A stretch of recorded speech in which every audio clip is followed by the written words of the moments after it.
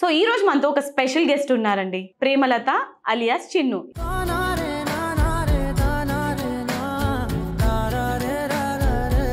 So ఎంతమంది propose చేశారు చిన్నుకి? చాలా మంది చేస్తారు, ఇంకా సోషల్ మీడియా అన్నాక చేస్తారు కదా. ఫస్ట్ ఆఫ్ ఆల్ లవ్ మీద నీ ఒపీనియన్ ఏంటి? ఎలా చెప్తాం, అది ఒక నీకు బాగా హర్ట్ అయిన కామెంట్ ఏంటి? వర్స్ట్ గా వస్తాయి, నేను చెప్పలేని మాట. బూతులే. బూతులే.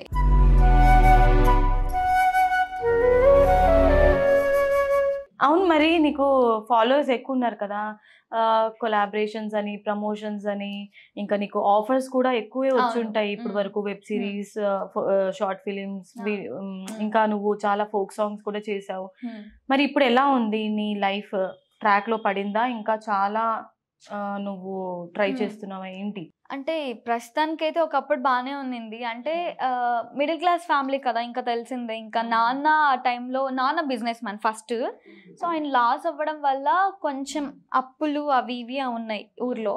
సో అవి క్యూర్ చేసుకుంటూ అవి తీర్చుకుంటూ ఇంకా వచ్చి ఒక సిటీలో ఉండడం అంటే పెద్ద టాస్కే, రెంట్స్ అన్నీ చూసుకోవాలి. సో అలా నా హౌస్కి మొత్తం ఇంటికే మొత్తం అయిపోతుంది. సో సేవింగ్స్ అనేది లేవు. ఉన్నప్పుడు నాన్నకి హెల్త్ ఇష్యూస్ వల్ల ఇంకా అది మొత్తం అలా వెళ్ళిపోయింది. అంటే ఇప్పుడు నా క్వశ్చన్ ఏంటంటే, నీకు ఇంతమంది ఫాలోవర్స్ ఉన్నారు కదా, ఇది నీకు నీ లైఫ్ కి ఫైనాన్షియల్ గా ఎటువంటి ఉపయోగపడట్లేదా? పడింది బట్ ఇంకా స్టిల్ ఇంకా గ్రో అవ్వాలి అనుకోండి. ఓకే, అంటే నువ్వు సోషల్ మీడియా ఇన్ఫ్లుయెన్సర్ గా అసలు ఎందుకు మారాలనుకున్నావు? ఫైనాన్షియల్ ప్రాబ్లమా, లేదంటే యాక్టింగ్ మీద ఇంట్రెస్టా? ఫైనాన్షియల్ ప్రాబ్లం ప్లస్ యాక్టింగ్ మీద ఇంట్రెస్ట్ కూడా. అంటే కోవిడ్ టైంలోనే కదా మరి అలాంటప్పుడు బాగా చదువుకుంటే, జాబ్ చేసుకుంటే కూడా నువ్వు అప్పుడు ఫైనాన్షియల్లీ స్టేబుల్ అవ్వచ్చు కదా హాయిగా. స్టడీకి టైం పట్టిద్ది, ఇప్పుడు పే చేయాలి కదా కాలేజెస్ ఫీజ్. కానీ ఇప్పుడు ల్యాక్స్లో నేను అనుకున్నది, నాకు స్టడీ అంతా సెట్ అవ్వలేదు. లేదు ఏదైనా చేస్తే లైక్ అందరు నన్ను గుర్తుపట్టాలి, వాట్ ఎవర్ ఇట్ ఈస్, అంటే ఫేమ్ రావాలి మంచిగా, తక్కువ టైంలో ఎక్కువ పెద్దగా గ్రో అవ్వాలి అనేది నీ intention. Okay, so social media influencer గా నువ్వు అంటే ఇప్పుడు ఇండస్ట్రీయే అనుకో, అంటే ఫ్యామిలీలో ఏం అబ్జెక్ట్ చేయలేదా మరి నీకు? అన్ని ఉంటాయి, బ్యాడ్ కమెంట్స్ వస్తుంది, ట్రోలింగ్స్ ఎక్కువ అవుతాయి. ఇప్పుడు మనం చూస్తున్నాం ఆల్రెడీ, జనరేషన్ మారింది. ప్రతి ఒక్కరు అరే ఈ అమ్మాయి తెలుగు ఇండస్ట్రీలో ఉంది, అసలు ఇండస్ట్రీలో ఉంది అనగానే బ్యాడ్ ఇంప్రెషన్ పడుతుంది. మరి మీ ఫ్యామిలీ వాళ్ళు ఎలా సపోర్ట్ చేశారు నీకు? మమ్మీ డాడీ అసలు పట్టించుకోరు. ఫస్ట్ థింగ్ అయితే నాకు నచ్చింది ఏదో వాళ్ళు ఓకే అనేస్తారు. అండ్ ఎవరైనా చెప్తే మేము చూసుకుంటాంలే నీకెందుకు అని చెప్తారు మమ్మీ డాడీ ఇద్దరు అంతే. సో అలా ఇంకా రిలేటివ్స్ కామెంట్స్ అంటే ఇంకా నార్మలే అన్నారు. ఇప్పుడు కొంచెం సెటిల్ అయ్యి లైక్ వాళ్ళు ఏంటంటే వాళ్ళు చూడండి చాలా ఉంటుంది. లైక్ మనం ఇక్కడ వచ్చి చేసేది వర్క్ వేరే, వాళ్ళ థింకింగ్ లైక్ మనం లైక్ సోషల్ మీడియాలోనే అనుకోవచ్చు, ఆర్ఎల్స్ మూవీస్లో కూడా బ్యాడ్గా చూపించేస్తారు ఒక వర్క్ అనగానే. ఇప్పుడు బయటికి వెళ్ళి ఒక అమ్మాయి చేస్తుంది, ఒక వీడియోస్ చేస్తుంది, సాంగ్స్ చేస్తుంది అంటే మిడ్ నైట్ టైమింగ్స్ ఇవన్నీ అవుతూ ఉంటాయి. సో అవన్నీ చూసి క్యాల్కులేట్ చేసి జనాలు ఏదేదో అనేస్తుంటారు. కానీ మనం మన వర్క్ కోసం వెళ్తున్నాము అనేది ఎవరు పట్టించుకోరు. సో అలాంటప్పుడు మనం లైట్ తీసుకోవడమే బెటర్. అది మనం తీసుకున్నాం అనుకో ఇంకా అంతే, ఇక్కడే ఆగిపోతాం, మనం గ్రో అవ్వం. సో చిన్ను, నీకు ఫాలోవర్స్ ఎక్కువ కదా, మరి అందులో చాలా మంది నేను లైక్ చేసే వాళ్ళు ఉన్నారు, హేటర్స్ ఉంటారు, లవర్స్ ఉంటారు. మరి వాళ్ళలో లవర్స్ గురించి మాట్లాడదాం ఫస్ట్. ఓకే, సో ఎంతమంది ప్రపోజ్ చేశారు చిన్నుకి? చాలా మంది చేస్తారు, ఇంకా సోషల్ మీడియా అన్నాక చేస్తారు కదా. మరి నువ్వు ఎలా తీసుకుంటావు? హ్యాపీగా రిసీవ్ చేసుకుంటావా, లేదంటే సీరియస్ గా ఆలోచిద్దామా? అలా ఏం లేదు, సిల్లిగానే ఇంకా నార్మల్ తీసేసుకుంటా. అంటే అందరూ సరే నీ వీడియోస్ చూసిన తర్వాత love you Premalatha, love you Chinnu, love you అక్క, ఇది అది అనడం. అవును, మరి అందులో ఒక పర్సన్ అక్క అని నిన్ను ప్రపోజ్ చేశాడు కదా, అదేమంటావు మరి?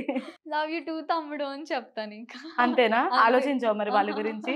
లైట్ తీసుకుంటా. లైట్. మరి సీరియస్ గా ప్రపోజ్ చేసే వాళ్ళు కూడా ఉండుంటారు కదా అందులో. మరి అంటే వాళ్ళు సరే కమెంట్స్ విషయాన్ని వదిలేస్తే, ఇన్బాక్స్ లో ఎవరు మెసేజ్ చేయలేదా ఐ లవ్ యూ అని?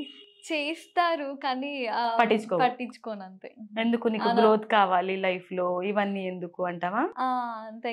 ఓకే, ఈ విషయం గురించి నేను ఇంకో క్వశ్చన్ అడుగుతాను. ఫస్ట్ ఆఫ్ ఆల్ లవ్ మీద నీ ఒపీనియన్ ఏంటి? ఇలా మాట్లాడుతున్నావు కదా, లవ్ మీద నీ ఒపీనియన్ ఏంటి? లవ్ మీద ఒపీనియన్ ఎలా చెప్తాం, అది ఒక ప్యూర్ ఒక మదర్ ఎలా మనల్ని లవ్ చేస్తుంది. సో అలాంటిదే ఒక సపోర్టివ్గా మన పక్కనే ఉండి నువ్వు ఏదైనా చేయి, నేను ఉంటాను, నేను చూసుకుంటాను అని జాగ్రత్త చెప్పడం. సో దట్ ఈస్ అంటే 24 గంటలు మాట్లాడడం కాదు, లైక్ షాపింగ్స్ అవి ఇవి కాదు, లైక్ ఏదున్నా సరే నేనున్నాను నీకు సపోర్టివ్గా. అది మనం ఇక్కడ ఉన్న తర్వాత ఇంకా సోషల్ మీడియాలో ఉన్నా అంటే ఇంకా పక్కా. సో తను సపోర్టివ్గా ఉండాలి ఏదైనా సరే. సో లవ్ అనేది ది థింగ్, అండర్స్టాండ్, ఒకరికొకరిని అర్థం చేసుకొని ఏదున్నా సరే నేనున్నాను పర్లేదు, నువ్వు చూసుకో, మంచిగా చూసుకో, మంచిగా ఉండు అని చెప్పడం. That is love, that's it. అలాంటి లవ్ ఇప్పుడు ఉందంటావా? ఆహా లేదు. ఇప్పుడు ప్రతి ఒక్కరు షాపింగ్ కి తీసుకెళ్లేవాడే లవర్, పిజ్జా తినిపించేవాడే లవర్, అంతే కదా, గిఫ్ట్స్ ఇచ్చేవాడే లవర్, మూవీస్ కి తీసుకెళ్లే వాళ్ళే లవర్.